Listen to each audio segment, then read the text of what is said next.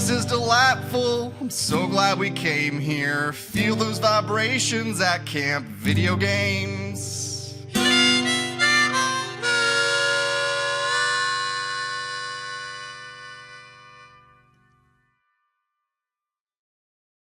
Well, hello there, and welcome to Camp Video Games, a podcast that covers video games and their multimedia adaptations. I am Junior Counselor Sean, and with me is Junior Counselor Josh.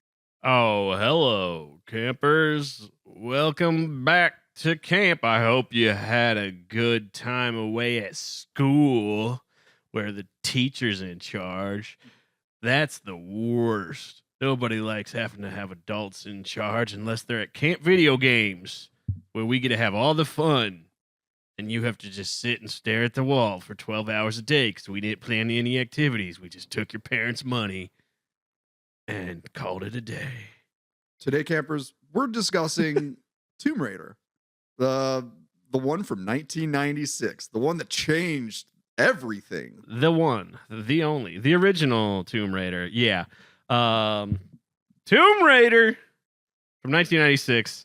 The introduction of BAFTAs. Was it most influential? Most iconic. Video game? Iconic. Yeah, it's the British something film, television, animation. I don't know. British artsy fartsy toodle adoos. Yeah. Yeah, it's the top 20 most iconic video game characters. Lara Croft is number one. Now, okay. BAFTA is a British organization. Right. Guess what? Lara Croft is British. So British dame. I'm seeing some limey bias here. Yeah. Lara Croft is a great video game character. She is definitely, we were talking about this, she's definitely in the top 10. Yeah, I think she is a fantastic 90s video game character in her original format, which we'll probably discuss at length today. And I honestly, I just want to like set framing for this because this was a little bit discoursey. At the time of this recording, it was about a month ago that this came out. I don't know, April. It was beginning of April 2024.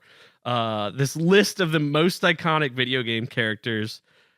Maybe there was some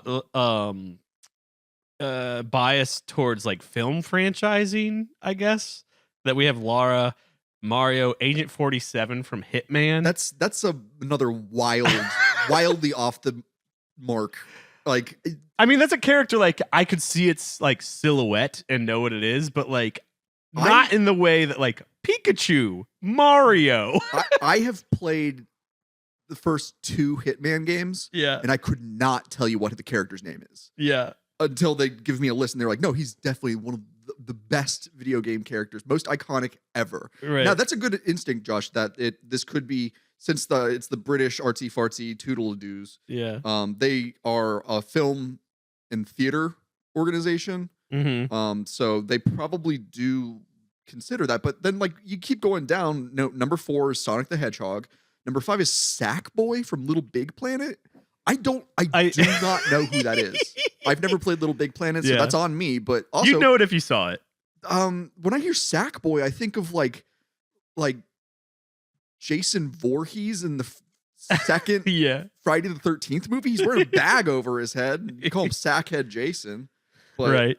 Okay, let's just keep going through this. Yeah, let's have fun with this for a minute. It is an interesting list. Interesting. It's interesting that they got away with this list, and like I don't know. I disagree very strongly with the rankings, and also ranking things like this is just kind of silly. In itself. Yeah, it is pointless. It is a pointless exercise. We are here purely for sport, purely for like, hey, we're on this rock for long enough that like we've got some time to kill. Let's let's right. talk about this. Yeah. But I don't know. It is fun and interesting to think about how they came up with some of this. Yeah, Pac-Man's pretty far down the list, number 6, followed by Link and Master Chief, Kratos. Then we get to number 10, Shadowheart from Baldur's Gate 3, which I just recently finished. Shadowheart was my lesbian girlfriend who left me after we saved the world because I didn't finish her backstory because I couldn't find it anywhere in the third act of the game. I talked to every goddamn NPC I could find. And she just left me. She was like, sorry, you didn't resolve my story. I'm leaving you. And that's like the final scene of the game before you do this like post-game, like hang out with everybody at camp 6 months later. Spoiler alert. Shadow heartbreak. Yeah. But like she's not that memorable of a character. They also have Astarion from Baldur's Gate 3 who, like, if you look at the art, he is front and center every time. He's very not a main character, but he is compelling. He's like the queeniest like video game character I've ever seen. He's like oh god, what's Scott Thompson's character from Kids in the Hall that does the monologues? Buddy Cole. Did you ever watch Kids in the Hall? I watched a lot of Kids in the Hall. I don't remember the specific where he would be in like the lounge and he was like just a really queeny gay, like talking about like that's Astarion to a T. Like I've never seen that in a video game. That's great. But most iconic of all time. Well, you know, ask me again in 5 years if I'm still thinking about Astarion. Right? Sure. We got Arthur Morgan from Red Dead Redemption. Then Pikachu at number 12, which is wild. And the cool thing, since you mentioned Arthur Morgan, I mean, you have like Arthur Morgan, Kazuma Kiryu from Yakuza, Ellie from Last of Us, Nathan Drake from Uncharted. I mean, there's stuff that suggested that this wasn't just the TM gamers, you know? It's not just like all the hot chicks and Sonic, you know? Like those are like, you know, real gamer characters. Anyway. What else? Oh, yeah, so we got Steve from Minecraft. That's fine. That honestly should be higher up on the list. That's rapidly approaching Mario and Pikachu levels. Yeah. I talk to anybody under the age of 16, and Steve from Minecraft is probably the only words in the English language they even know. Is Jason Momoa going to be in the Minecraft movie? There's a Minecraft movie? I will not play Minecraft. Yeah, Jack Black is doing a Minecraft movie. And I saw him and Jason Momoa like eating cake or something on a Minecraft set. I don't know, dude. I don't want to sound pessimistic about it because I mean I love Jack Black and he can make as much money as he wants and I will not consider him a sellout. Yeah. But Minecraft, well, whatever. We'll get to that maybe next year. Crash Bandicoot, Cloud Strife. If you are interested in hearing us talk a lot about Cloud Strife, please listen to our most recent series on Final Fantasy VII, where we took 8 episodes to talk our way through the game and the anime and the movie, all based on Final Fantasy VII. Good stuff. Cloud Strife, pretty good character. Although I would actually put Tifa instead of Cloud. Just in terms of who gets cosplayed the most. Yeah. But also, cosplay wise, yes. But like in terms of that guy's relevance, sword sold that game. Yeah, for sure. Oh, I bought it because of that sword. I was like, that's a normal size sword, right? Yeah. Yeah. So Ellie from The Last of Us. I've never played The Last of Us or I've never watched the series on that, but I am interested. She looks cool. And yeah, Nathan Drake, Uncharted. I played a little bit of Uncharted and it was cool. Yeah, I mean, like those are characters that have entered the modern canon of video game characters. I feel like they chose Ellie over Joel just to, I don't know, piss off the gamers TM again.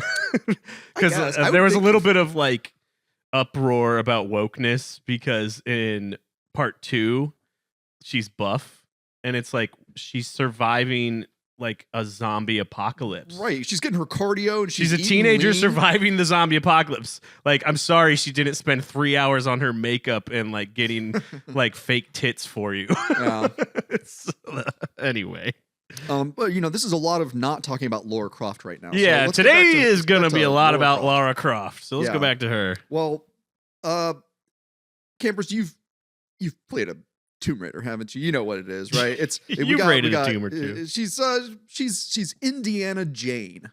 Yeah. She's Lady Bond. I mean, Indiana Jones was already like Steven Spielberg wanted to make a James Bond movie, and he couldn't get into it, so then he just made Indiana Jones, which is basically following the thing, except more of a focus on ancient civilizations and you know, grave robbing and colonization and you know, cultural insensitivity. Yeah. You want to talk about this little thing that we've... Yeah, I will in just a second. But like we'll say the developers at Core Design made the original Tomb Raider. These poor people. They had a rough go. But they were also very much like, we just want to make an Indiana Jones video game, but like nobody's handing us the license for that. So we're gonna make this character Lara Croft. Yeah, we'll talk about the way video games handle being made in the 90s and remastered in 2024. Yeah, if you go to the YouTube version of this show, just look up Camp Video Games on YouTube. Be sure to like and subscribe and tell your friends. Yeah, I just pulled up this is like a new thing that has been in remasters. I noticed it in this and the Metal Gear Solid remaster, that they sort of like basically apologize for not being woke when the game was made. What does Metal Gear Solid do wrong? I would guess it's the character Mei Lin is very much a trope. She, the woman like who Chinese saves, stereotype. She's just like a very Asian stereotype. There is some... It's made by Asians. There's... I mean, don't right. That, I know. Like I'm with you. I don't know, but in the localization process, it got a little tropey for whatever that's worth. There's some weird like treatment of women that is like, we probably wouldn't do that this way nowadays. Sure. Like a really good example of this is there's I hope don't let me take too long to get there, but like this YouTuber Jenny Nicholson just released this video this week that's like going viral. That's about the Star Wars hotel that just closed down. I've seen the hotel thumbnail. experience. I haven't watched it. I've been watching it. It's pretty riveting because she's like, well, I was just going to talk about my experience and it was going to be like a critique, but now it's like a encapsulation documentation of what this was because it got shut down forever because it failed bad. But like, there's a really great detail she mentions about like where they missed the mark. There's like a big finale fight between Rey and who's the Kylo Ren that happens like in the lobby, you know, like that the whole audience watches, and it's like all this choreography, and he like WrestleMania slams her face into a guardrail. Yes. Right?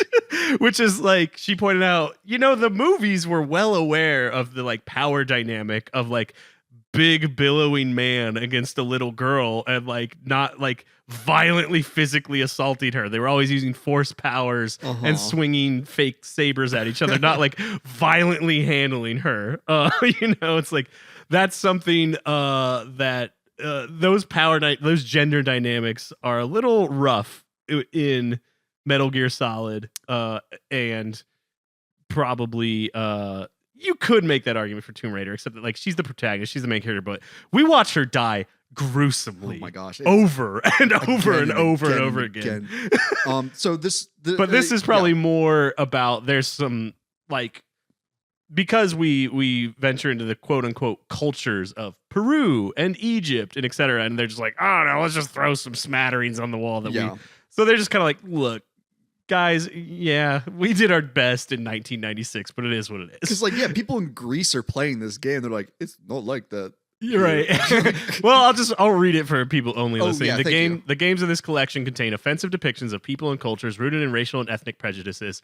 These stereotypes are deeply harmful, inexcusable, and do not align with our values at Crystal Dynamics. I think that's a fine thing to say. Sure. At like, we don't want to censor our game, right? And then it says, rather than removing this content, we've chosen to present it here in its original form, unaltered, in the hopes that we may acknowledge its harmful impact and learn from it. I have no problem with stuff like this at the beginning of a remake of a game. I think it's fine. I would prefer this over removal. I agree.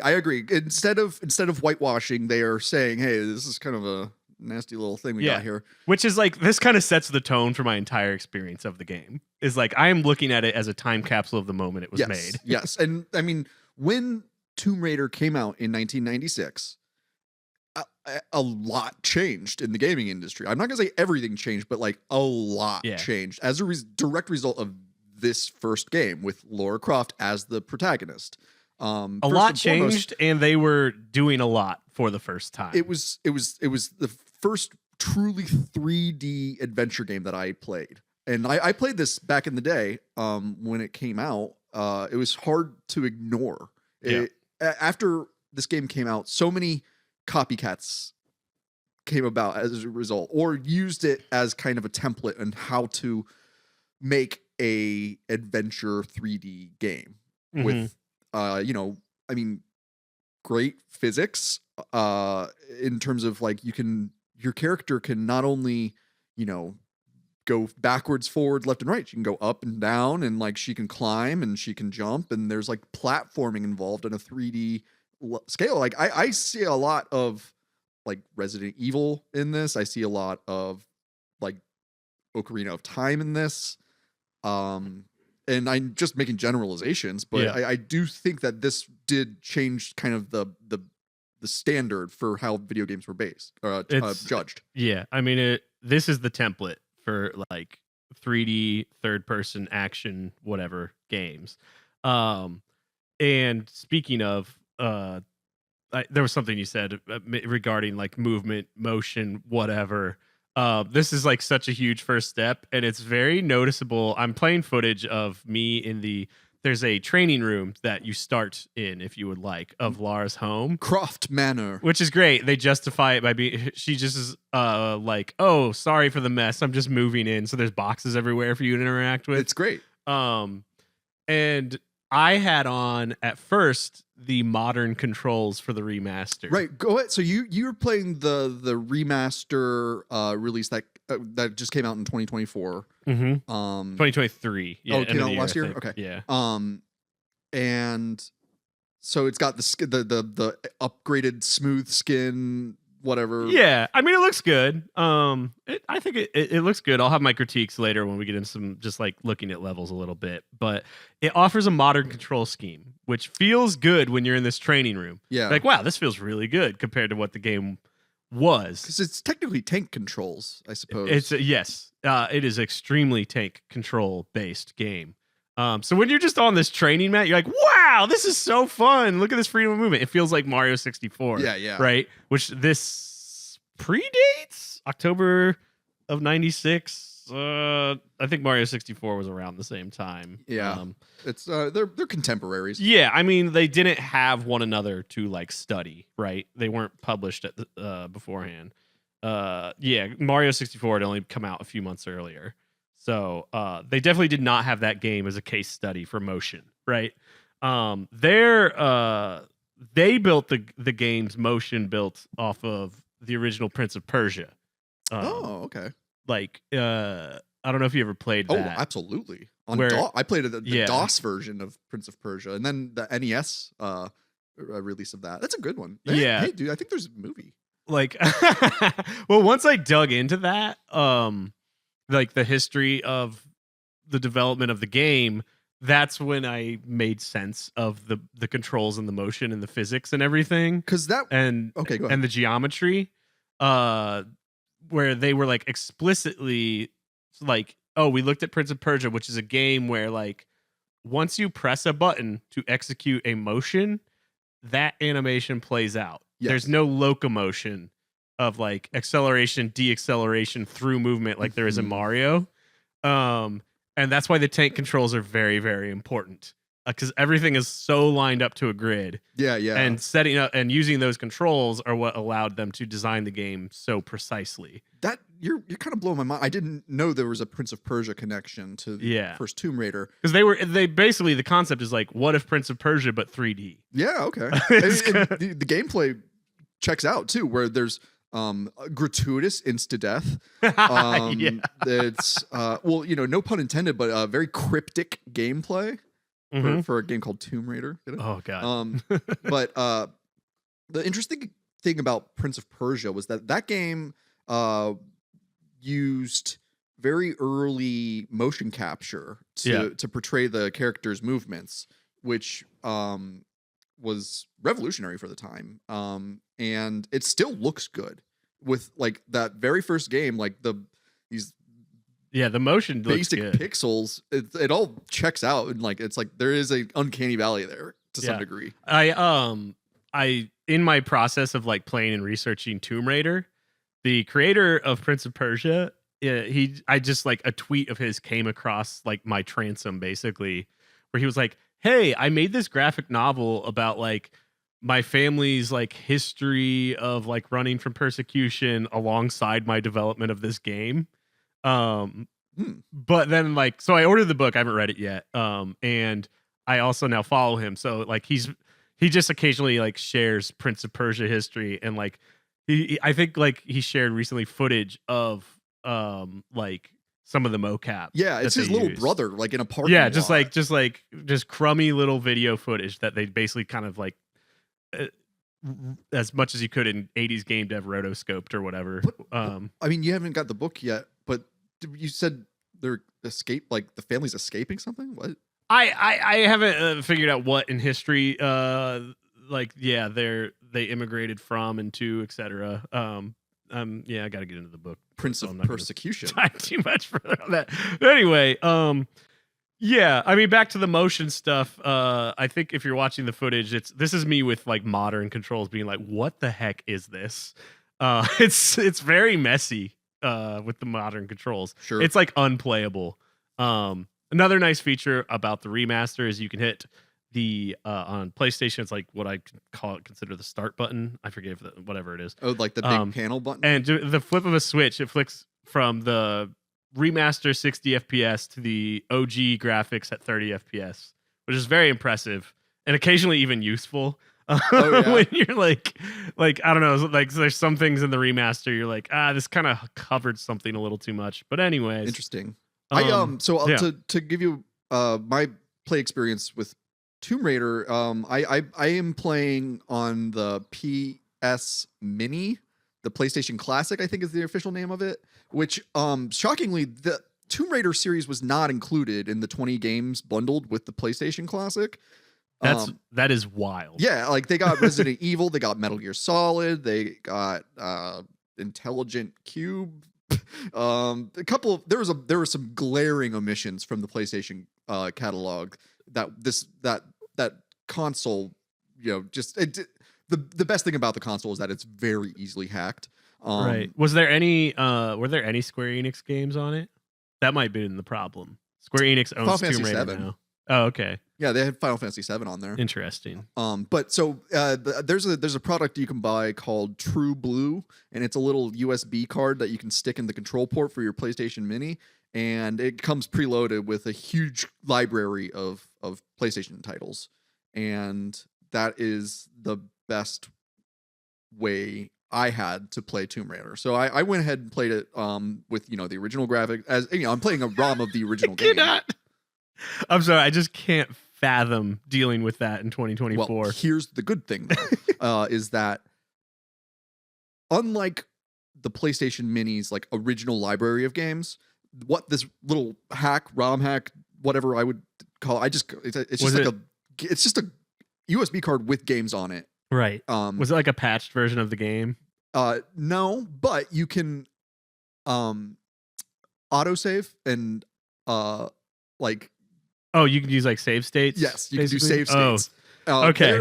Therein lies the way that I was able to play the majority of the game without rage quitting. Because to be frank, like there are some very cheap deaths in Tomb Raider, like booby traps that and if you're playing the original one, as I saw, you were able to just save anywhere in your updated version. That is not the case with the original game. There are save crystals that are located throughout the levels. In the original PlayStation and Dreamcast or Saturn, whatever. Saturn, not Dreamcast. Yeah, definitely Saturn. I vaguely remember the save crystals. Yeah, they're just these blue crystals that are floating around, and they're usually right before they're gonna cheaply kill you in a miserable death.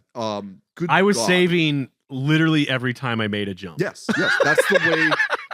I mean, I can't imagine being like having my adult attention span and like trying to play this as it was released back in '96. Like I mean, there's so much context that's necessary to appreciate this game because there was very little like it. It was such a huge, like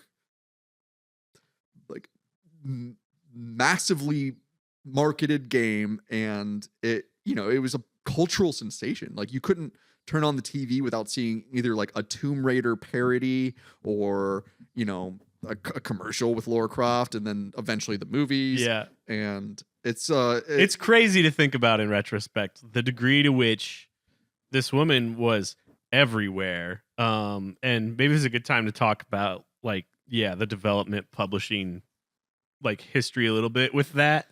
So the creator of Lara Croft is the head developer of the original game.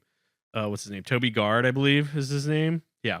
And I think I watched a good number of interviews and quotes of him and the rest of the original staff, and I got the sense that they wanted to make a female-led game, and they had it was a small team with a few women on the team, so it wasn't just drooling horny guys from end to end, right? Sure. And I think he, in his original design, she looks more badass, tank girl, art style. Her original name was supposed to be Laura Cruz. Yeah, then they Britified her. Yeah, she looks more tank girl than sex object, right? In the original design, but there's still some sex appeal there. There's still just this is a ripped hot babe or whatever. It's like the Sigourney Weaver in Aliens. Yeah, that's a good comparison. Or Sarah Connor. Yeah, the archetypal female badass. Right. And I think there's that's okay. There's space for that. Shit rocks. Yeah, it's awesome.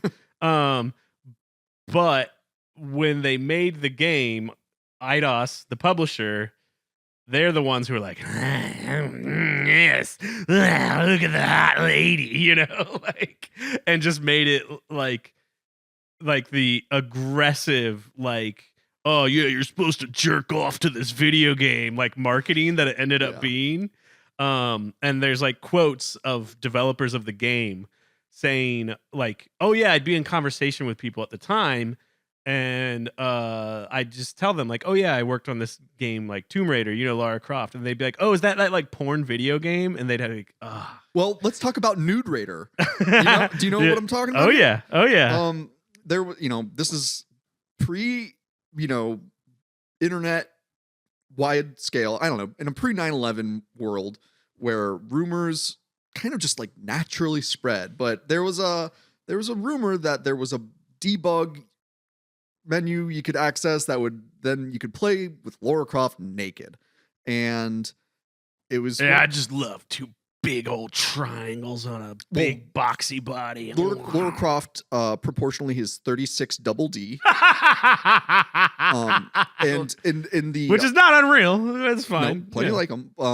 But the Wikipedia fact of the day is that during the development of Lara Croft's character model, the artist quote unquote accidentally made her breast size 150% larger than it was supposed to be. Yeah. And I tried to do the math to figure out what her intended cup size should be, because this isn't something I would typically focus that much detail on, but the fact that those are the selling points, no pun intended, very pokey boobs. They're it's the literally points 4 of the game. polygons.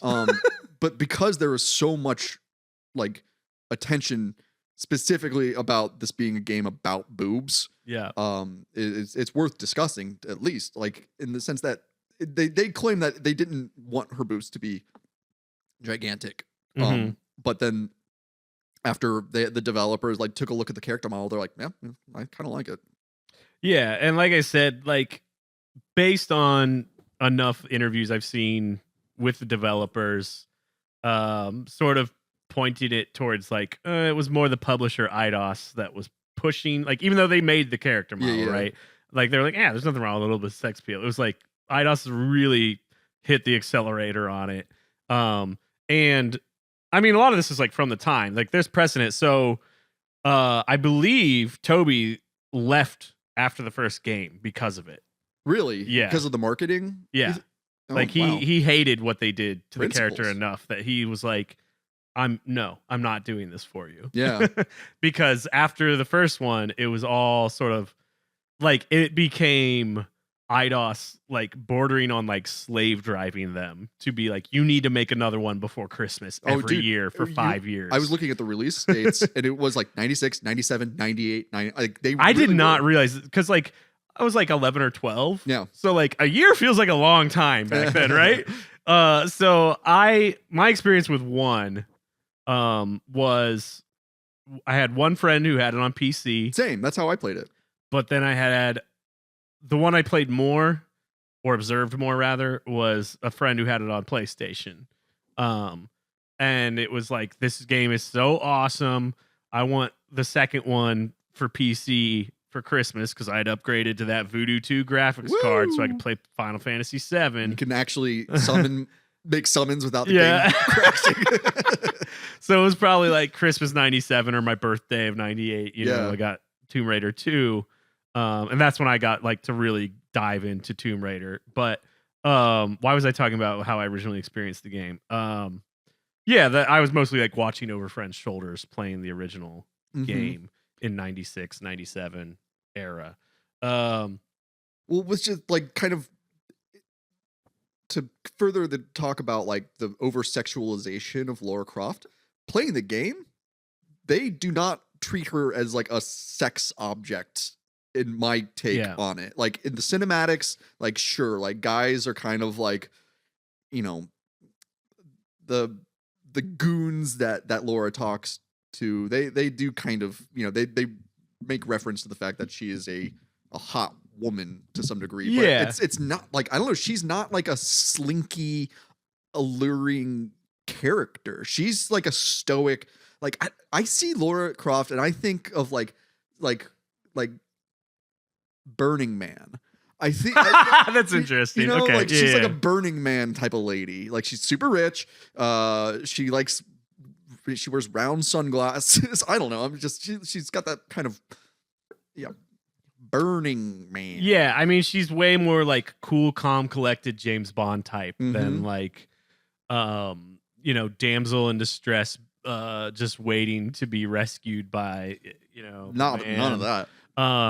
There's no romance in the game. There's no like romantic opposite for her. There's very little like flirt. The game's not flirty at all. Really, it's just the fact that she's a woman. She's a woman with giant boobs.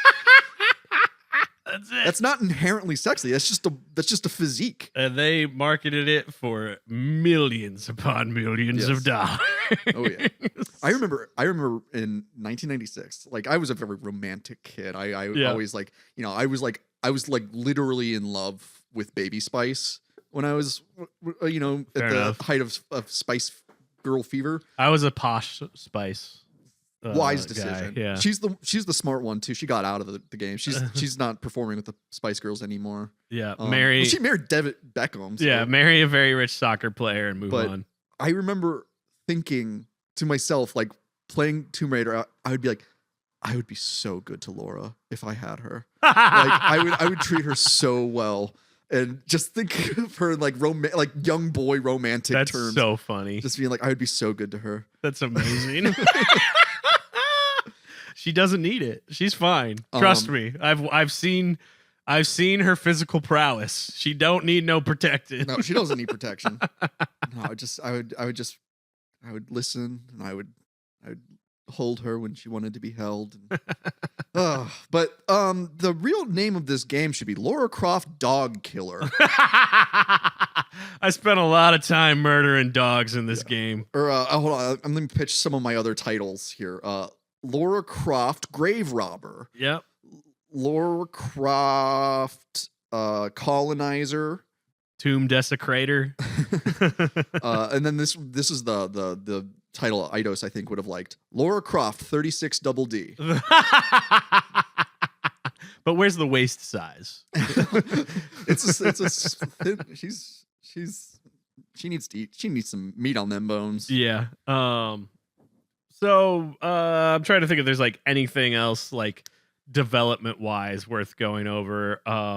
Yeah. Well, actually, I'll note I was joking as I was streaming the game. we'll talk about level design more in a little bit, but like anytime, so I think there were two main level designers, and one of them was a female team member. So I always made the joke that like the good levels that actually feel like they respect your time and respect your thought were probably like the woman who was like, I've got to work as hard as I can. And the other one was like, just the guy be like, we got these big old double D's. Who cares? They're going to want to live in here all day. Oh my God. The male design levels are the ones that always have the camera somehow just getting right up in her business. The very claustrophobic levels where you're just like looking down her shirt.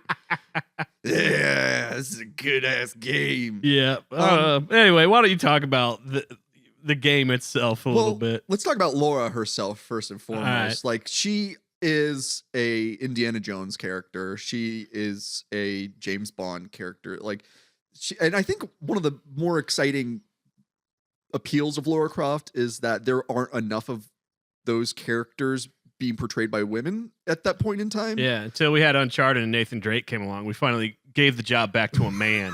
Oh my God. Lara is her trademark outfit is some very short khaki shorts, a sea foam greenish bluish tank top. She's got this like lunchbox backpack thing. It almost makes her look a little hunchbackish. Yeah. And then some Tims. She's rocking her Tims with red laces and some pistols at the side is the cap of it all. This is the gender kind of fluidity where she is representing a lot of very masculine like ideals, and specifically that she's wearing two guns on her hips. Yeah, that's very cowboyish, right? Yeah. Like that's like most people that are carrying guns aren't carrying two of the same guns unless it's like, you know, they're two 6-shooters on your side, like, yeah. But how much time did you spend in the game just sort of like finagling in fights, like just trying to get that alternate shooting going where you just feel like you're just a badass? Because by default, she pulls her guns out and shoots them simultaneously. Yeah, but I don't know if it's a glitch or on purpose. Well, like it's so she'll have both of her guns pointed at a monster. I'm pointing both of my finger guns at Josh right now, and if you move out of the like peripheral of one of the guns, one of the other gun that can still aim at you will move. But if you don't move your body, the other gun will stop shooting. So then you'll have one gun shooting. And if they again realign so that you have both guns trained on them, they will then shoot out of sequence. Yeah. Which is, it just, every time it happens, you feel like such a badass. Cool. I would just like let it roll. Just, I don't care if the enemy's dead. Just let me keep watching that animation. And you'll just keep shooting a dead dog if that happens. Like, so the combat is one of the worst aspects of it's terrible. Tomb Raider. Dog shit. Yeah.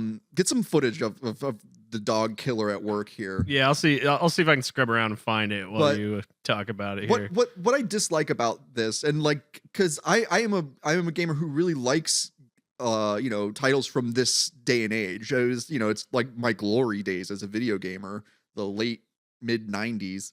And the way that combat works is if Lara has her guns drawn, she will auto aim at any enemies in her view, and then it's just a matter of pulling the trigger until they're dead or until you can't shoot at them anymore.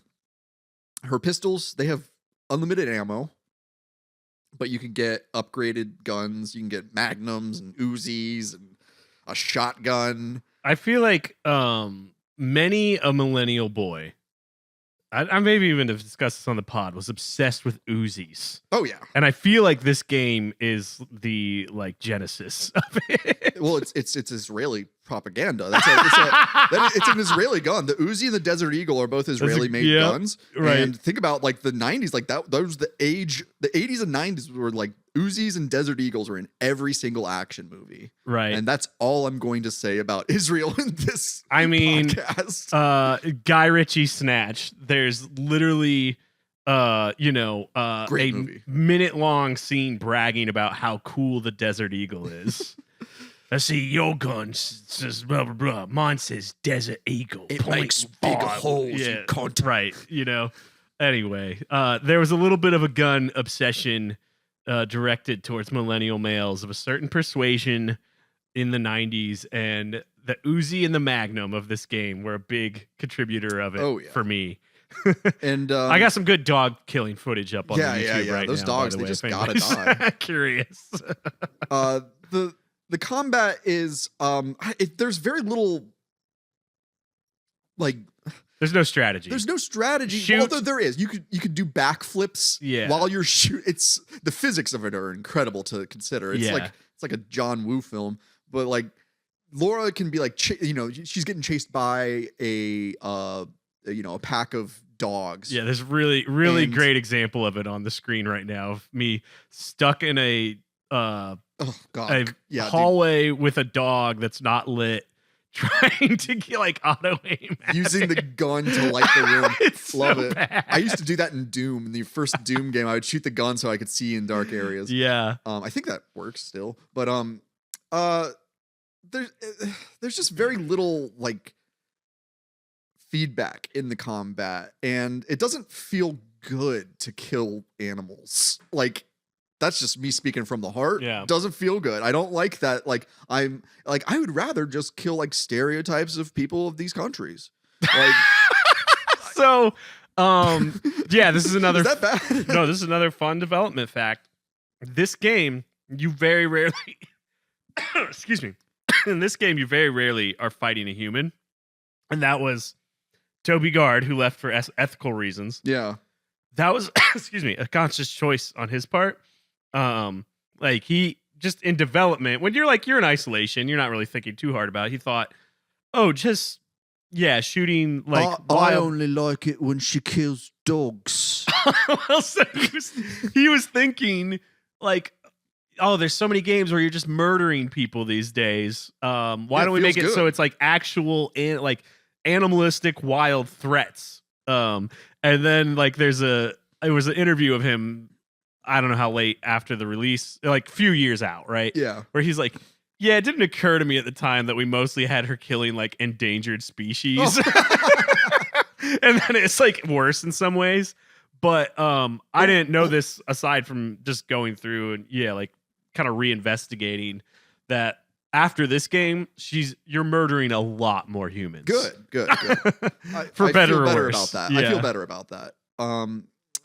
Rest in peace to the original Dogue. Did you see that? I did. Shiba Inu died. It was a good dog. I don't think Laura killed that one. I think it probably died of like liver disease or something. Because it was a heavy drinker after it got famous. That dog just went out of control. What are we talking? Killing people is better than killing dogs. Yeah. Or apes was.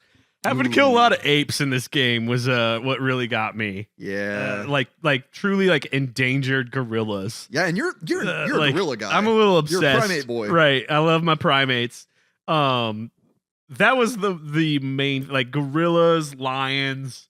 The endangered Tyrannosaurus Rex. Well, yeah, I mean, that's maybe a good stage piece worth discussing in the game. There's a dinosaur level. And dinosaurs, I think, is like, yeah, whatever. They're not, like, they haven't been alive for millions of years, right? But, like, things that we are actively, like, you know, people are working their asses off to try to keep these species alive. Yeah. You're just brutally murdering them from afar in some level. This aristocrat, right? It's coming in and gunning down. Doesn't look good. It's who is it? The eponymous Jimmy of Jimmy John's. Uh-huh. He's like this like rich asshole that just like goes to like safaris and shoots lions and shit. Laura's no better, is what I'm getting at. She's no hero. She's at least not doing it for sport. She is doing it for survival, but it's like bullshit. In the very first cinematic, when the guy comes up to ask her to like do the job, she gets like a Zoom call with the bad lady. She goes, "Will I get to kill dogs?" Well, no, like Natla's like trying to buy her into doing some job, and she's like, I only do it for sport. Like Laura literally kills dogs for sport. Oh, I didn't. Yeah, I did not recall that. I love watching their little canine eyes go glossy. I got a list of the enemies in the game. I think we'll just like blast through these. We've got bats, wolves, bears, velociraptor, T-Rex, a guy named Larson, lions, giant gorillas, a guy named Pierre, crocodiles, rats, centaurs, a black panther, cat mummies, winged Atlantean, a cowboy, a skater boy, a bald guy, a crawling Atlantean. A bald guy? Does it say it just bald says guy? Bald guy. That's hilarious. The crawling Atlantean. There's an Atlantean Lara. Oh, we'll get to her. She's interesting. The legless mutant and Natla. I guess spoiler alerts for Tomb Raider. If you care about the story of Tomb Raider, the deep story of Tomb Raider. This is the part of the game that I think like the least people give a shit about. No one would be like, dude, I love Tomb Raider. That story is so rich. Right. Like you like Lara Croft. Like it's not really her. It's like James Bond. Like if you could be a James Bond fan and like just like this idea of a character, right? Of having like, oh, there's like an empowered version of my ideal self. Yeah, like my sister and I like to catch, most James Bond movies when they come out, and like neither of us could probably tell you the plot of any James Bond. It's movie. not the point. Right. It's just the escapade, the fact that like, a night at the cinema with a good friend James Bond. Yeah, it's just like this character we grew up with, and it has an aesthetic, and like hanging out with that aesthetic for a few hours is fun. Yep. Mindless otherwise. Right. And that's maybe an excuse to get into the level design of Tomb Raider, because hanging out with the aesthetic is fun when it respects your time, which I've mentioned once before. And I want to like sort of be careful to the degree that how I critique the game, because it could be easy to just dump on the level design of this. That I will say at this point, and we will especially see it in a couple years when Ocarina of Time comes out, Zelda figured it out. Zelda had figured out exploration. Yeah. How to respect your time, how to make you frustrated just long enough so that when you solve whatever you're stuck on, you have an aha moment. And it's literally do do do do do do do do do do do, right? You have they have the sound that defines aha in video games. Well, here at Camp Video Games, we have a term that we tend to use a lot, and it's at the time it was made, this was A+ material. Like again, like I as a gamer felt just incredibly lucky to be able to explore a 3D environment at such a large scale. And I wasn't thinking about it. Like, I think we, as modern gamers, we treat video games almost like another chore or a job a lot of the time, where it's like you buy a video game, you're like, okay, this game says it'll take 300 hours to beat. So I look up like how long to beat. I think of things in terms of backlog now. Whereas I think that's back in the day, this was completely like, I mean, it was like an amazing spectacle. This is the reason that my family bought a PlayStation, right? Like it was just like, it was the spectacle. And there were primitive like 3D like texture modeling software at the time that you could, like, if you spent enough time on the internet as a loser like I did, you could find and like just build little landscapes and stuff similar to this game. Like that blew me away. Yeah, for sure. Right? Being able to design Doom WADs was huge for me. Yeah. Like just being like, oh my God, I can build a Doom level? Like that's incredible.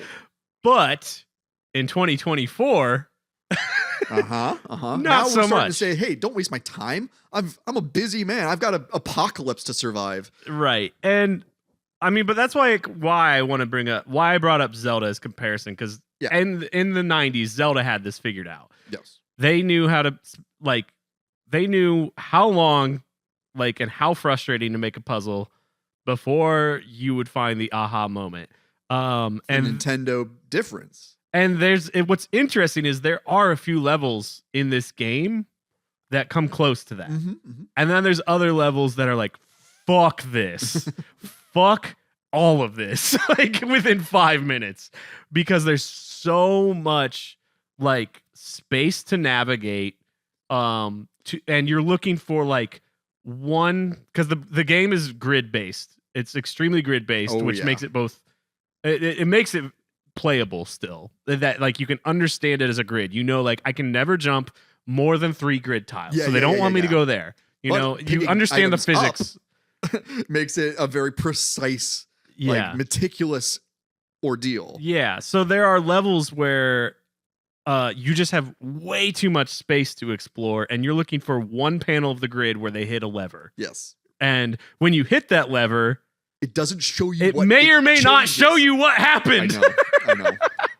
I experienced true rage playing this game. I had my wife. My wife like poked her head in to see if everything was okay. It was me just going, "God damn it!" Like,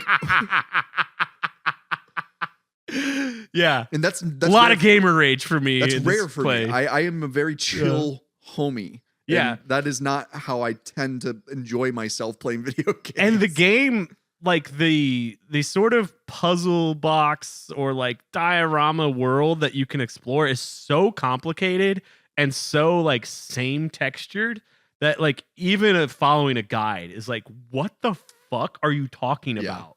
It's so wild. Well, we should probably mention the fact that there is a blessed level skip password. I would not have even come close to trying every level in the game if the password did not exist. Yeah, for sure. I'm going to be honest. I am not like, I think we've explained ourselves pretty well. Like, I'm sorry, I'm a grown man. I've got shit to do. Like, I enjoy a game. I enjoy action. I enjoy puzzle solving, but it needs to respect my time or I'm not going to reckon with it as it wants me to, right? And like I do not feel bad about that as a quote unquote gamer. I think being a completionist is a completely futile endeavor. I understand the drive to do it, and I also believe I have the full gist of what this game offers without having completed 100% of it. It's like, oh, I didn't get every secret ammo and med pack pickup. Oh no, I didn't complete the game. And I might have ruined the game a little bit for myself by also putting in the like max ammo for all my weapons because it made those hidden secrets a little, I mean, completely worthless to me at that point. If I'm playing this OG vanilla with absolutely no like internet, so I don't know what the passwords are. Yeah. Like that ammo, finding that ammo is incredible. Like it's just it's a rare bonus in a game that doesn't give you very much. Yeah. I just think this is something it's been done way better in modern games.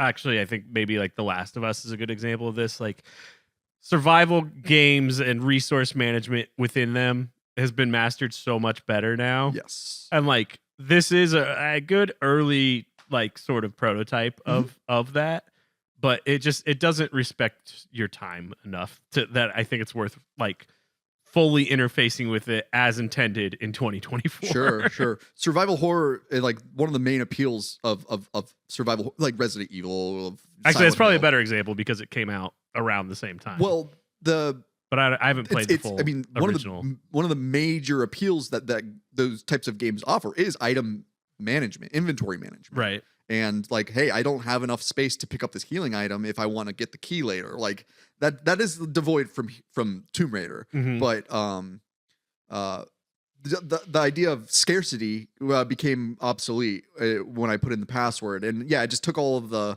the thrill of discovery out to some degrees. Finding health packs was still nice, but yeah, you know what I'm talking about. Yeah, I mean, I didn't feel like I was missing much by using that cheat, but I do recognize what is missing. One of those dopamine rushes you get where it's like, ooh, I got some Magnum ammo. Hell yeah. Yeah, and I popped up footage of I forget what this like the lost something level. The one with the T-Rex. I think this is worth discussing. Is like this is a pretty decent like level design. Oh yeah, the Lost Valley in Lost Peru. Valley, yeah. because in this level you are introduced like with like this big waterfall feature, and it's like you can go up the waterfall and you'll see these gears. Yeah. Where it's like it's obvious I need to do something with these gears, and you're stuck, or you can go like through a hallway that is near the waterfall and see that like there's like an open area you can get out to, and I forget if that's where you go. Anyway, there's kind of like two directions. One tells you here's the puzzle to solve. Yeah. The other is here's space to go solve the puzzle. Right. And it turns every level turns into a fetch quest essentially, where it's just like, yeah, here's the door, find the key. Yeah, but some of them do a better job telegraphing it than others. Is kind of what I'm getting at. Like this one, it was clear within the first 5 minutes what my goal was. Whereas others, there was just way too much open space before I could find a trajectory or direction. Yeah. Or and like that's where you get to like, oh, there's one lever you were supposed to find on this one grid out of thousands, or this one tile grid out of thousands, or whatever, right? And that's where I'd be like, F this level skip. Yep. Dinosaurs and magic, like the Tomb Raider like world is an interesting kind of like mix of like sci-fi and adventure and just it's nice that like, okay, so like Lara Croft is not only killing dogs, but she's like, oh, I'm in the lost world, I found dinosaurs. Like I found T-Rex and velociraptors, and yeah, I should kill those too. The amount of like the magical realism to some degree, it's like, you know, I mean, in this game, to talk very, very briefly about the cheesy script and like the actual story, is that like Laura is on a quest to find these missing pieces of a artifact called the Scion. I thought it was a Scion like the car, but it's pronounced Scion. Okay. That's what one of the characters in one of the cutscenes pronounced it Scion. I'm like, okie dokie. And it takes her through Peru, Greece, Egypt, and then the lost city of Atlantis, is which was apparently governed by like aliens, and there's some new monster thing. It's really not that interesting to me. I mean, as like a cheesy adventure fan, like, yes, it hits all the notes, but also like nothing about the story was the reason I kept going. Exactly. Yeah, I kept going because of those 36 double D. Yeah. Yeah, I had fun. I'll use this as an opportunity to talk about like, when was the game fun? It was like in levels like the one I was just describing, Lost Valley, where there's big set pieces, which is, oh my gosh, there's dinosaurs, there's a T-Rex, which was like, I think a big moment for anybody who played the original Tomb Raider, is the first time you run into the T-Rex, which, God, where is it in my footage? Who knows? Because I kept dying over and over again and then forgetting to save. But it was legitimately scary. Like the first time you run into it on original PlayStation or PC. And actually, if you're on the YouTube, I maybe was playing with the original graphics versus the remaster at this point. It really changed how much you can see. The draw distance is a lot higher in the remaster, and they put skyboxes in a lot of places where there was just plain black as a technology limitation. I think I set it to the original graphics for this as a demo, so you could see basically like how much scarier it is to encounter a T-Rex when everything behind it is pitch black versus a skybox with the amount of light and detail that they add. That was horrifying as an 11 or 12-year-old boy. The first time you run into a life-size T-Rex and seeing it from scale of a third-person character. So it's like you're looking up at a T-Rex. Yeah. Like I feel like my friends like called me over to show me this scene in the game as my introduction to Tomb Raider.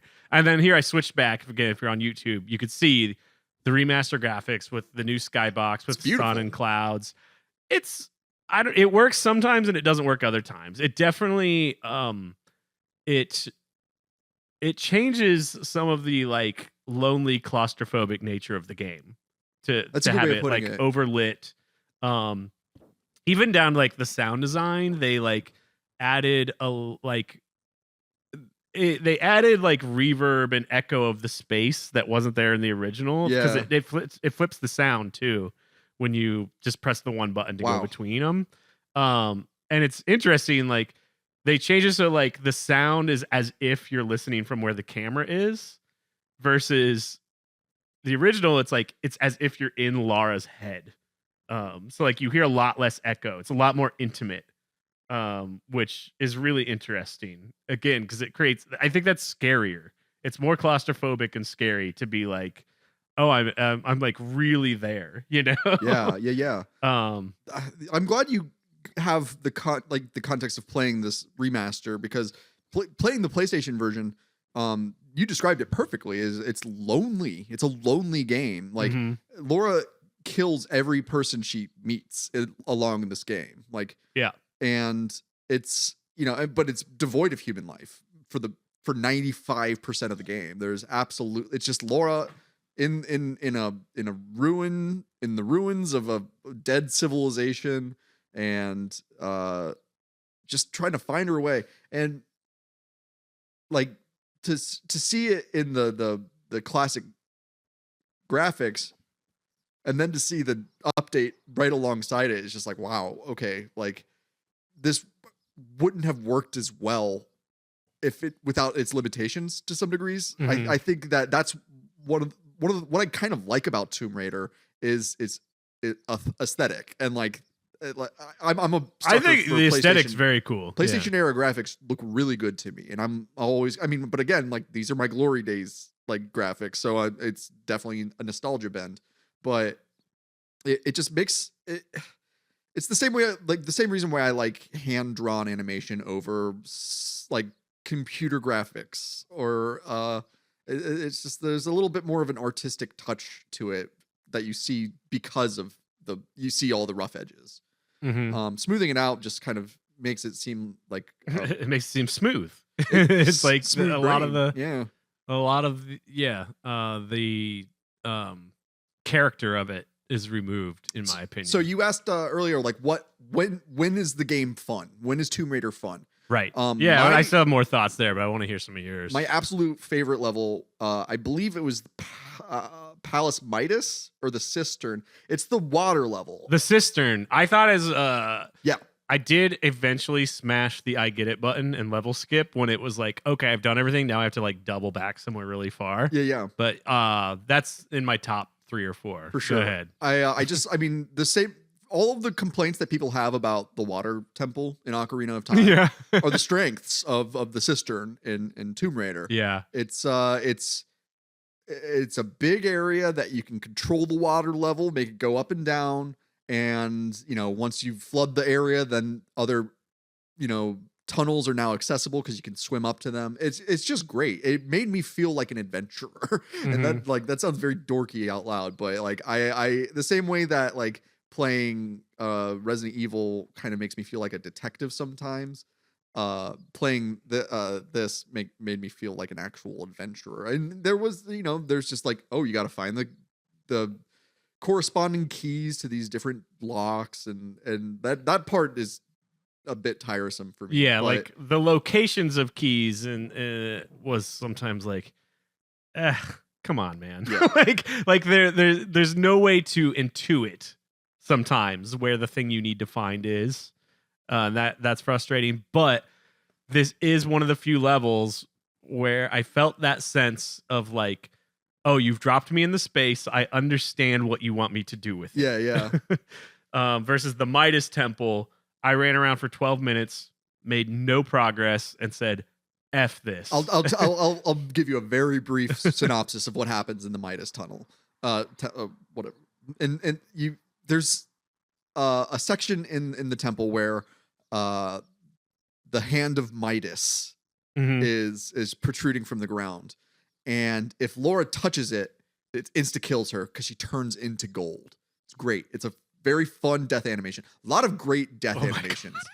As a guy who enjoys like on-screen violence, like It's pretty cool. Like, I don't know, the sound design of her deaths was good. It was impactful. It actually like made me go, ooh. Yeah, fuck. like it's this like they've like there's a lot of like very ragdoll animations into like impact deaths that are hilarious.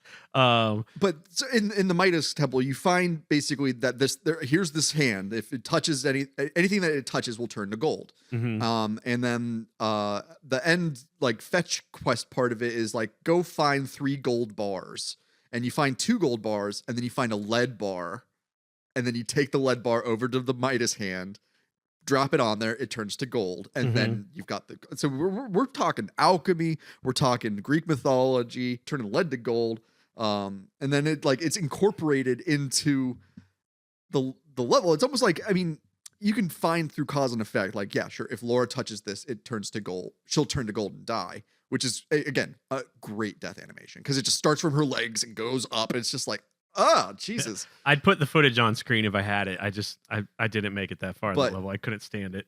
It's like it rewards the gamer for having a junior high level understanding of mythology.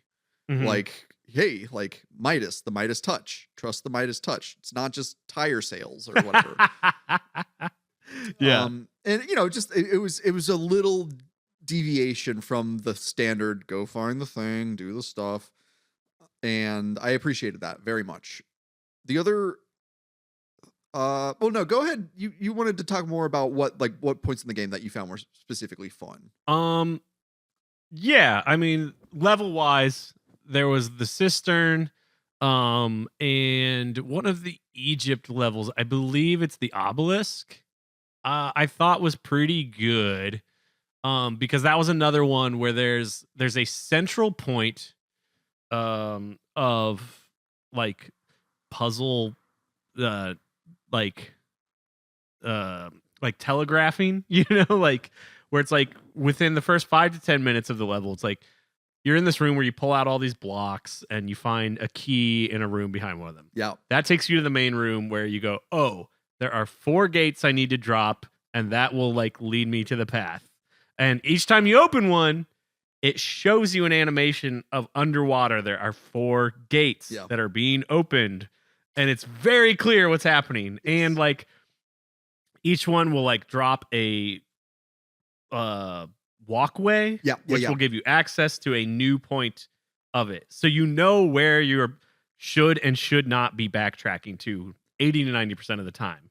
Versus the Midas level, I felt like I was dropped in with like 4 massive like hallways to explore, and it was just like, find the one that maybe has a lever somewhere to advance. There's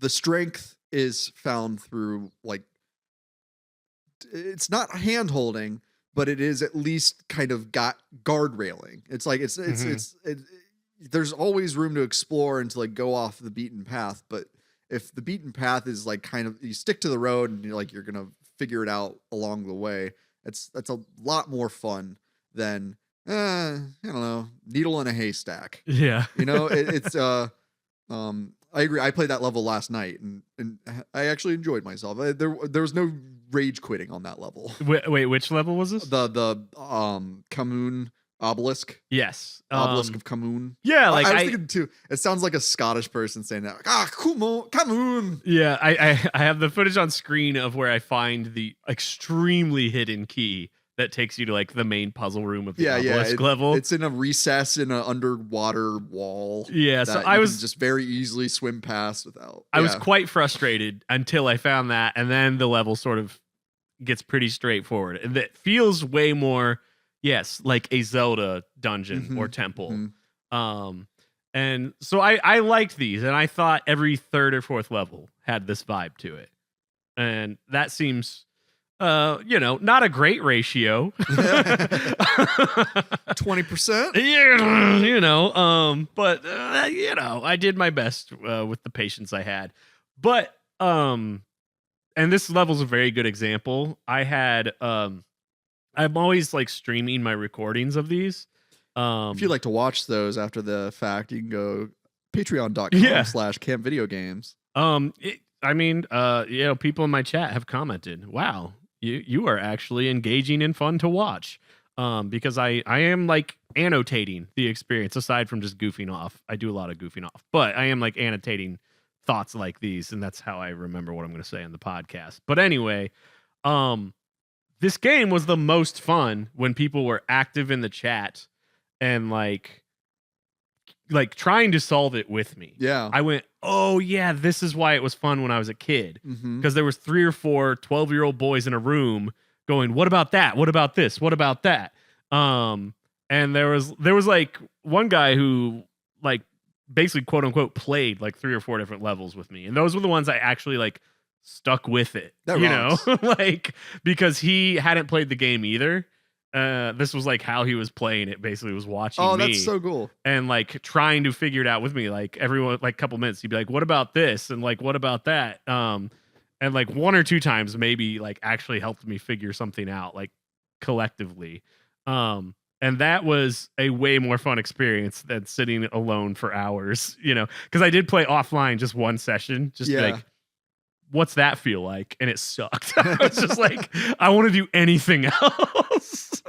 This is a good video game, and I know we've been there's been some discourse on this, on like kind of trying to simplify and to just be in the moment when you're playing video games. But Tomb Raider is a pretty good game to have like a podcast going on while you're watching or while you're playing too, or you know, listen to the news or do something else as well. But yeah, my feeling is like if a video game is inspiring that in me, maybe it's not that good a video game. Yeah. Except I shouldn't speak too soon because this will probably come out around the same time as Final Fantasy XIV's next expansion, Dawn Trail, which is very much a game where I'm like, I'm here for the story because I'm so deeply engrossed 500 hours in. Wait, but there's so much just like run here and talk to so and so, run there and talk to so and so that I'm like, I gotta have like an podcast expansion going. for 14. Yes. But isn't 16 out at this point? Final Fantasy 14 is its own like series. It's its own like Final Fantasy 14 is the one where they said, "Oh no, what if we did make each game a actual sequel?" So there's actually like sequels to Final Fantasy 14. Yeah, there's the base game, and then each expansion is like a really good story scenario with all new content added to the world. Yeah. Okay. It's by far I haven't played a ton of MMOs, but like there's a reason it like blew up when they revamped it like in 2014 or something. I don't remember. It's very good. But it inspires. It's the only game that I will let myself still play that inspires that kind of gameplay. Yeah. you know, you team up for dungeons in it. That you run several times because it's just the nature of MMOs. And there is something that's like almost like meditative of like, I'm just going through this dance of this dungeon again while I'm listening to a podcast or whatever. But yeah, generally in my gaming time, I try to be like, does it hold my full attention? If not, I should go to a different game or do something else. Sure. You know, I'm 38 gosh dang years old. Like I should be enjoying it if I'm going to spend my time on it. And this game, there were moments. This obelisk level, I was into it. I was having a good time. Other ones, I was like, what am I doing with my life? I think some of the critiques I would have of the gameplay for Tomb Raider is just, I don't want to say that the controls feel janky, but it's just that there's such precision necessary to pull off like basic functions that it made it less fun. Just like the platforming parts could have been the strongest part of this game, but they are the weakest part. Yeah. In terms of like, if you miss this jump, you will you'll die instantly. And like, that's fine. I like high stakes. I like skill-based challenges, but also like just to do a jump, like you have to be as careful in real life to do that type of jump as you would in this game. And like, that's not the escapism that I see, right? Like I like Mario because he can jump far with minimal consequence. Yes, exactly. Yeah. I mean, sure, there's still instant death falls in Mario, and like that's a part of the game. But with Tomb Raider, it just became it became a drudge. She is not fun to move. She's not. Well, to some degree she is, because if you can pull it off well and like gracefully, it's so rewarding. Oh, did we talk? No, we hadn't. If you hold R1 while Lara is like doing certain movements, in the original PlayStation release, at least, she'll do them more gracefully. Do you know what I'm talking about? Like, if you have Lara pulling herself up a ledge, right? So you walk up to the ledge. Oh, you hold X, and then she would pull herself up. But if you hold R1 and then X, she'll do like a handstand while she's doing it. It's very, very much the same. Like, we'll get to this next episode. Well, when we talk about the Angelina Jolie Tomb Raider, it's what she does all the time. That little extra slinkiness to it, right? Like the graceful, almost, I mean, a little exotic dancer-ish, but really just like, she's extremely fit and she has complete control over her body. Yeah, there's some insane acrobatics that you do within the game, but that one is interesting because the first time it happens, you go, oh, that's really cool. They spent the time to do that. And then every time it happens after that, it's an accident. And you go, oh my God, I have to wait. It's taking twice as long. I have to wait this animation out again. But it is fun. Like that they add those details in there. But yeah, I would get so frustrated. Like run into a wall and instead of just sort of gracefully like turning herself and continuing to move, you have to go thud, oomph. And you have to wait through that animation. It's maddening. It's absolutely so frustrating. Maddening. In my notes, I'm looking at the way I tried to describe the basic game is you jump, climb, shimmy, swim, explore, fight, and fetch keys. Yeah, like that is Tomb Raider, like at the most simple. But I think the level design in terms of like navigating it as a player, that's the frustrating part. But the aesthetics are fantastic. I think I mean, for the time, this is like top-notch graphics. The voice acting is fantastic too. Just to give credit where it's due, like there's to talk again about Resident Evil, it's contemporary and like one of the games that helped put butts in seats in front of PlayStations. That game has like hilariously bad voice acting. This is cinematic. They did a fine enough job. I mean, and the writing's bad. The writing is very hard. Very silly. To do good voice acting with bad writing. Yeah. And I think the original Lara Croft voice actress, Shelley Blonde. Yeah, I think does a great job. Like that is a big defining part of the character. Yeah. What is she, Welsh or is she just British? I don't know. Just think about like what Laura's accent is. But I mean British aristocracy. Sorry, I'm just gonna put this on for the YouTube audience. This is there's footage on screen right now where I was working with the people in the chat to see if I could manipulate the modern controls to like do some cheesing of the obelisk level. You're trying to skip some levels. I'm trying to do some level skip stuff because I was like, ooh, you get a lot of finesse. So there's like I was like, oh, if there's like collision where the objects are and you can line up your jump right, you could maybe land there and pick them up and skip half the level. You're flirting with some speed running tactics here. So I spent about 5 minutes on this. Well, it's funny because the switch is like right behind you. Like it's there's like in that main room with like the couch and everything, there's like 2 windows. You just go through the window to the right and look to your right. I'm sorry, you go through the window to the left and then you look to your right. Like there's the switch and it'll let that platform down. I don't remember, but yeah, I was just, it's like the people who were watching were down with me trying this for a few minutes. For sure, so I just like kept doing it for as long as it held my attention. And it ended up not working. Did they add some movements like that Lara can do? So anybody watching the YouTube, you saw the grab icon showed up for a few frames. But anyway, it looks like Laura's able to do like a quick turn while in the air. I tried doing that in the game and I didn't successfully. So that was added in Tomb Raider 2, but I think the remaster lets you. Okay. I don't know if it's only with the modern controls turned on, but you can do it in the remaster. I'm glad you know that because I would have been like, I'm not good enough. I should hang up my junior counselor hat. Yeah, I'm getting I think I'm getting like towards the end of everything. Oh, actually, let's talk about this camera mode. I spent a lot of time on stream using this and talking about it. I Like, wish I had this. this would have so like if you, I think it's like if you press both analog sticks down, let me back up to where I'm using it a lot. It'll go into a camera mode that is intended for like modeling Lara and taking photos, but you can use it to it's like this bird's eye view. You can go anywhere in the level until you run into a gate.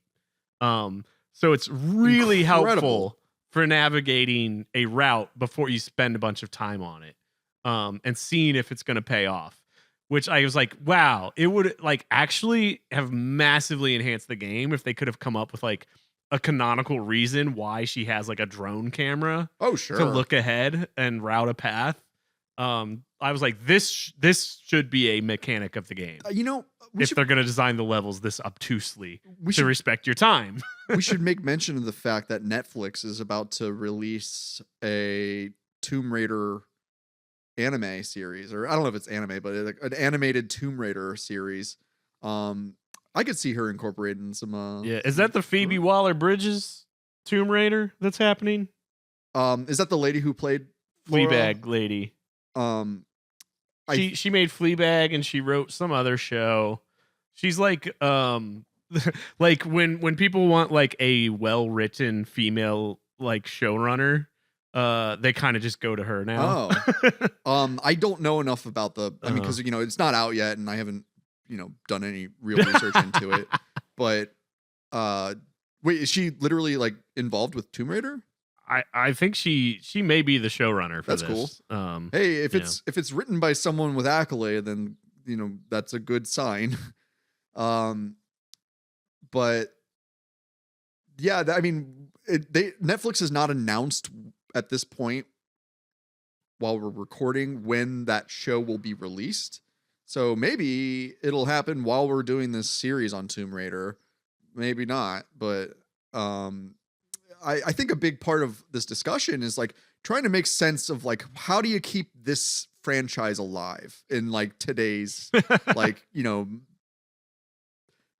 purviews? Which raises the question for me: why do we need to keep every franchise alive? Because she's the most iconic video game character of all time. Fair enough. I mean, because there's money to be made, right? Like, I know the answer. It's just an IP that like really sells units. IP that's not yet losing money will continue to be made. Yeah. Because like at this point, there's, I mean, Tomb Raider games have been released since the PlayStation. Like I don't think they've really stopped making games.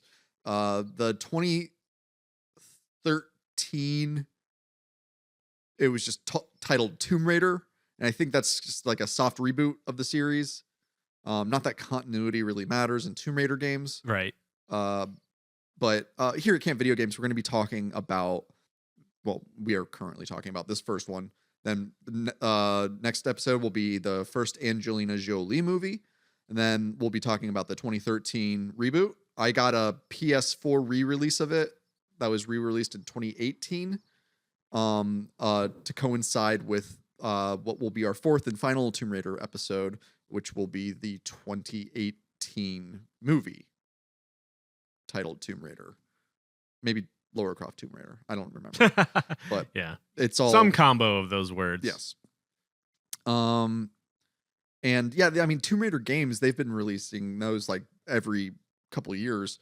And for being the first title in the series, I found the first Tomb Raider to generally be a pretty great game. I liked the sense of adventure. I liked the level design in the sense that like they were aesthetically pleasing and still just a bit of a difficult to navigate, but that's the challenge. Like, it's not like it's like the criticisms would be really just that it is unforgiving.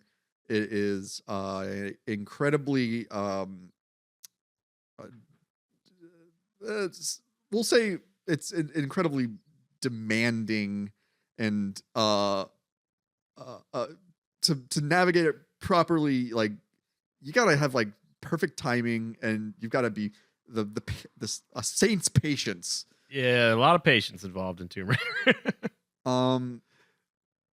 I'm running out of things to talk about in Tomb Yeah, Raider. no, I'm pretty close to the end of my thoughts here. I threw up for the watchers. My attempt at the last level, I think, is a good sort of encompassing of the experience all told. That I spent about an hour and a half on the last level. Yeah. After I'd been away from the game for nearly a month. It was 2 or 3 weeks that I put it down. Yeah. Before I came back to the last level. And oh my gosh, is it the epitome of not respecting your time in terms of like the difficulty jump. That the level before it was one of those ones where I was like, I get what you're asking of me. It's called Natla's Mines. Yeah. It's sort of the gateway to the city of Atlantis. But I did skip like kind of the final run of it because I was like, I get it. I don't feel like tracking through everything again and again and again and again. But this one, it just I only made it through the first like 4 rooms because this is just like room after room after room of like fuck you. Yeah. Basically. The cheapest points in the game are the like being there's booby traps that happen throughout the game. Mm-hmm. There are like false floors that will give out under you and then you'll fall onto the spikes. Again, sound design of her falling on those spikes is spot on. Beautifully gruesome. Sounds great. It sounds so good. But there's a lot of tight corridors where like a very powerful enemy, the powerful enemies in this game are mummies. And they are super strong. They're bullet sponges and they can kill you pretty quickly if you're not at full health. And like they'll just put them like, so like, you know, you open a door, the camera is pointing not it's only being obscured by the camera. Mm-hmm. And it reads as completely undeserved when you die in those attempts. And that's those are the moments of the game where my wife has to like poke her head in. And make sure you know, she's like, how's your blood pressure? Are you doing okay? Like, yeah. After I gave up on this final level an hour and a half in, I watched a nearly pixel perfect playthrough of it. Yeah. Not like, you know, like a TaskBot run, but like pretty well close to like a speed run without glitches or anything, right? And that alone of just like somebody hitting every jump, not having to reattempt anything, was like a 25-minute run. Yeah, it sucks. To get to the final cutscene of the level. And then I didn't even realize like, oh, and then you have to do this escape run that's even harder. And I was just like, no. Like I would not have fun doing that. I'm not going to waste my time on it. And I sort of came to like this bottom line of original Tomb Raider. And I imagine it's very different in the reboot once Square Enix took over as publisher in the 2010s that I have not played much of yet. That like what's missing from this game and its like puzzle design is in like magic, you know, is the prestige, the aha, right? That like when you see a magic trick, it's like you're like leaning in, like, you know, and then there's the moment that it reveals itself and you go, the prestige, right? Like when I solve a puzzle in this game, I don't get that feeling. I go, oh, thank fucking God. I finally get to move on from this bullshit. Absolutely. Right? And that's why Zelda had figured that out at this moment. Mm-hmm. Again, I mentioned the sound design of Zelda, the or the prestige, you right? got the thing. Like you never get that moment in this game. Every time you make it through something, you just go, "Oh fuck, finally!" And that's exhausting as a player. That is very well put. I found that like upon completing a level, I would just put the controller down, take a deep breath, go outside, and just like touch grass and like be like, okay, and then, it would be like, thank God it's over. And that's how I feel about 1996's Tomb Raider. Yeah. Thank God it's over. But I think it's, again, I want to put this in perspective Right. We've been talking about a lot of mid-90s games. It's a very transitional period for video games. And I think for all of them, we've had things to say where it's like, this is what makes it a landmark moment in gaming. And this is where it fell short and why it's frustrating to play in 2024 without sort of quality of life changes, et cetera, et cetera. And this game is a prime example of that. Like, of course it was amazing to watch this in 1996. Oh, yeah. And of course it's frustrating now. Yep. As time goes on, we have learned more and more about what gets a positive response from gamers, and more eggheads are doing scientific studies to find out how to keep people engaged and wanting more of that same product. Which the downside of that is that now they've figured out how to do that like to a science for the purpose of profit over art. Yes. For most video games. So most games are just chemically addictive at this point versus like this beautiful artistic escapist experience that utilizes psychology and mechanics, whatever we're saying here, to engage your mind. Those games do exist, but they are hard to find and they're hard to get funded. Which is something like I was even critiquing the remaster a little bit of like there are definitely cut corners where I'm like, they could have done a better job on this. Where I'm like, you know what? But like at the end of the day, it was probably like, here's some guy or gal just doing a job that probably would have liked to do, tightening up of some camera controls as I'm looking at my footage right now, just the camera bouncing around like crazy, or some of the sound design stuff. That it's like some guy in a suit was like, no, we just want people to relive the nostalgia of Tomb Raider, get it out as fast as possible. Sure. Right. Sure. So do you think Tomb Raider would work as a first person game? It'd make me nauseous. I can tell you that much. I very rarely play first person games.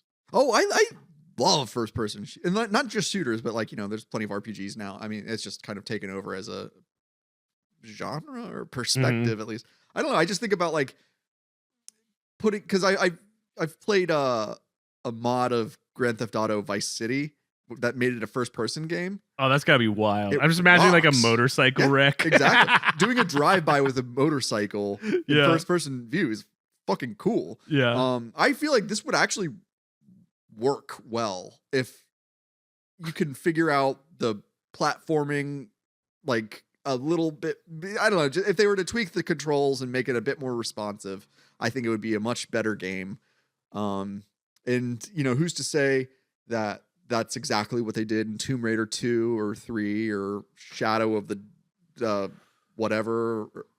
I have not replayed any of them, but I'm pretty sure, again, just from like I was watching a lot of like YouTubes of sequel games. It looks like they just put the poor developers in a content mill. Yeah. And we're like, make more levels. Make more levels. Yeah. Like there was not a lot of evolution of the mechanics and stuff through like the PlayStation run of it for the first 5 games. That makes sense. Because again, they were released 1 year after the other. Yeah. Like just 96, 97, 98. Yeah. Like not a lot of like quality of life improvements and things like that. Just make more levels. Keep going. That's business. I mean, that's, it's the necessary evil because, it's safe to assume that like this would not have been made without funding. Yeah. And that funding has to assure that everyone works and gets the job done, and doesn't mean that they have to reinvent the wheel to do it. Yeah, like I mean, this is what I love about like big scale media as art. Like I'm thinking of video games, movies, TV shows, is that things that require a huge amount of work and a huge team to make, having like and that, like you're saying, that requires funding, that requires investment to be able to do that and have it come out so that it feels like more decisions were made for artistic purposes than for profit Yeah. is like always so delightful. Like, and the first Tomb Raider, you could feel that at times. You could feel the inspiration of the team. But it's I wouldn't say overall that like it maybe lives up to that standard I just defined. But I feel like I get maybe 2 or 3 games a year like that. Like most recently, Final Fantasy VII Rebirth is like, holy cow, they went to town on that bad boy. I won't say much to like spoil it. They pulled it off. But like I was like, oh my god, they did it, you know. Yeah. And then I finished the game within like a month, and then like sales reports start coming out, and people are like making a stink about the fact that like, oh, its early sales didn't do as well as remake, etc. It's like, of course not. It's a direct sequel that came out on just one platform, you know? Right. It's only on PS5, right? And yeah. And remake has been out on PS5 and PC for like 4 years now. So it's like, of course it didn't, you know, like a sequel is going to have drop off, right? Especially right away. And Square had I don't know if they did layoffs, but they announced like they canceled a lot of stuff after like a shareholder meeting like a month or two ago. Sort of based on the performance of Rebirth and 16. Which is a shame. It like makes me worried for the third part of that game or of that series. Is like, are they gonna still be offered the resources necessary to make that happen? You know, that was a bit of a tangent about, I don't know, industry stuff. I don't know. It seems relevant to end on. Yeah. Well, let's wrap it on Tomb Raider. Yeah. Thanks for listening, campers. Be sure to join us over patreon.com/campvideogames. We've got full commentary of every episode of the Legend of Zelda animated series for some reason. And you can watch all of Josh's playthrough content that he uploads, and even more to come. We appreciate our supporters, and please, you know, I say this a lot, and I mean it. Tell a friend.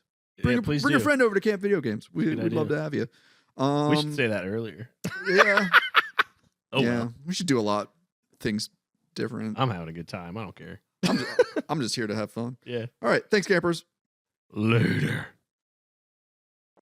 If you'd like to write to us, send a message to campvideogames@gmail.com and follow us on Instagram @campvideogames.